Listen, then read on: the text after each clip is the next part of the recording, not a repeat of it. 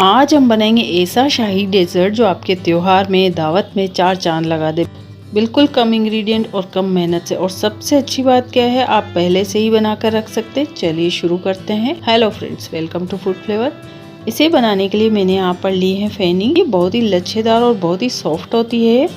यह मीठी और फीकी भी मिलती है, पर मेरी फेनी जो है वो मीठी है। तो बस इस डेजर्ट को बनाने के लिए शाही रबड़ी बना लेंगे। तो हम सबसे पहले भगोने में दूध ले लेंगे। 1 लीटर दूध लिया है मैंने, क्योंकि मैं बड़ी डिश में बना रही हूँ। और इसको हम चलाएंगे हाई फ्लेम पर लगातार से।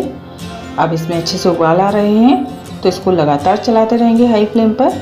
बीच बीच में आप इसे छोड़ दें, फिर चलाएं, क्योंकि दूध ऊपर आ रहा है, इस बात का हमें ध्यान रखना है। अब इसमें अच्छे से उबाल आ रहे हैं। अब हम इसमें खोया डालेंगे। इससे हमारी रबड़ी एकदम गाढ़ी बनेगी और इसका टेस्ट एकदम मार्केट की रबड़ी जैसा आएगा। ज़्यादा नहीं, 30 ग्राम खोया ही इसमें मैंने डाला है। अब इसमें केसर और इलायची डाल देंगे फ्लेवर के लिए।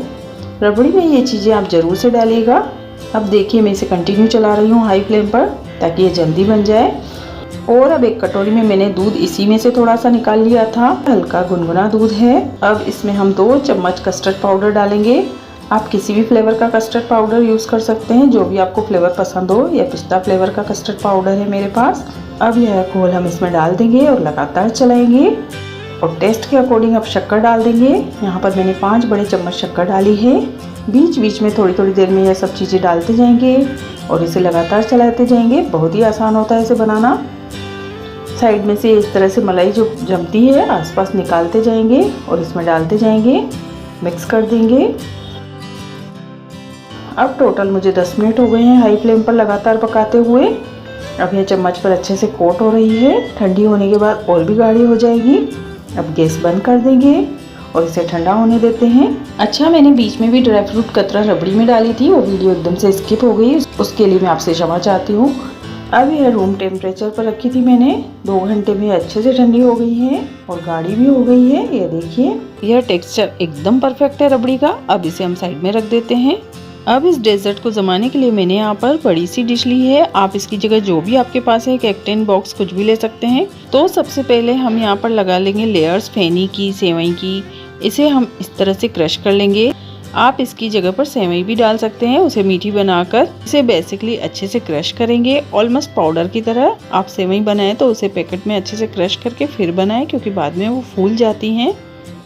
अब फ्रेंड्स, आप पहले से ही डिसाइड कर लीजिए कि कितनी आपको लेयर्स बनानी है। उस हिसाब से मोटी या पतली लेयर बना लें। अब ये अच्छे से सेट हो जाए, इसके लिए मैं यहाँ पर थोड़ा थोड़ा दूध स्प्रिंकल कर दूंगी। यह फेनी मीठी है पहले से ही, तो मैंने यहाँ पर फीका दूध लिया है स्प्रिंकल करने के लिए। इस तरह से सब तरफ दूध डाल दिया है। अब ये अच्छे से फेनी सेट हो गई है, सॉफ्ट हो गई है। अब इसके ऊपर रबड़ी की लेयर लगा दीजिए सब तरफ से।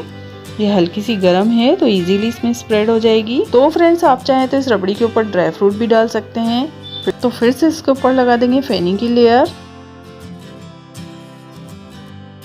तो फिर से दूध स्प्रिंकल कर देंगे। ये बॉईल किया हुआ ठंडा दूध है।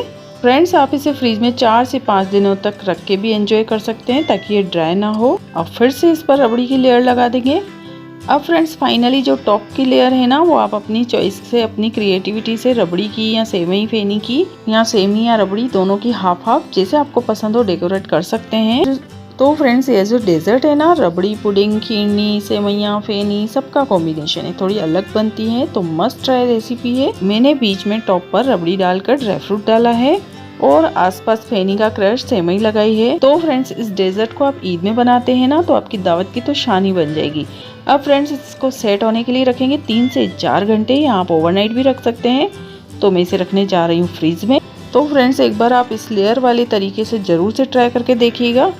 अब ये अच्छे से 4 घंटे में सेट हो गई है। अब मैं इसके पीस कट करके दिखाती हूँ। तो इस रेसिपी में ना कंडेंस मिल्क लगेगा, ना क्रीम लगेगी, ना ही अंडा, ना ही मिल्क पाउडर, और इसे बेक भी नहीं करना है। तो फ्रेंड्स, इससे आसान रेसिपी और क्या हो सकती है। इसे ट्राई ज़रूर से कीजिएगा। काटने में ही पता चल रहा है ना कितनी ज़्यादा सॉफ्ट है फ्रेंड्स। और फ्रेंड्स, मैं आपको निकाल कर दिखाती हूँ।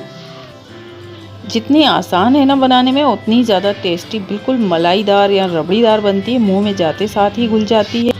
इसे त्योहार पर, ईद पर ज़रूर से ट्राई कीजिएगा। वीडियो फ्रेंड्स थोड़ा सा भी अच्छा लगे तो इसे लाइक कीजिए, शेयर कीजिए, और अगर आप मेरे चैनल पर नए हैं तो प्लीज़ सब्सक्राइब कीजिए।